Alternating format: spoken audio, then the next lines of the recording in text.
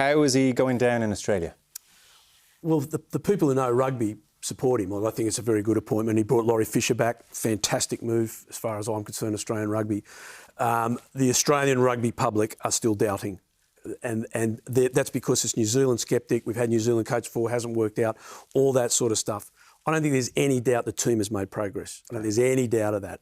But how far, it's a bit like Ireland. People have been a bit too extreme. We've made it, we're back where we are, and then it's a complete disaster. Whereas the team is growing and changing. And a lot of what Joe said is true, except the boys were saying he's got a plan. Paul O'Connell was saying during the week, Shane, that there are still certain aspects to our play which are very Schmidtian. You know, he's had such an impact on rugby. He's the most influential Irish coach there's ever been, by a long way. I'd say. If you look at the coaches that we have now, the influence he's had on those, the influence he's had on our, some of our best players in the last generation, like Paul O'Connell, Brian O'Driscoll, Johnny Sexton, Conor Murray.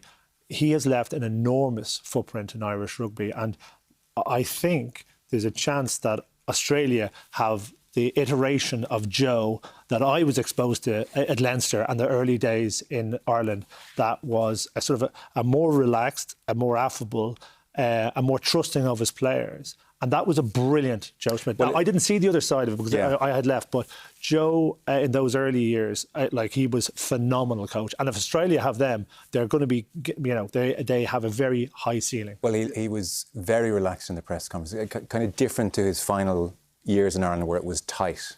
He seemed to be not as susceptible to the pressure at this point, certainly. Yeah, there was a real intensity to him in his final years of Ireland. And that sort of big intensity fueled out towards the team and the players. So he definitely does look an awful lot relaxed there. He's probably been forced to relax up and loosen up a little bit more, especially after spending some time with the Kiwis, because they wouldn't be able to take that sort of coaching. That's not how you treat them. So he's probably finding a balance now a little bit with the Aussies. But I think he's definitely made good improvements with them. The areas of the game that the Aussies were weak and they needed improvement on are his pillars of rugby. Okay. So the breakdown, so important. Discipline, so important.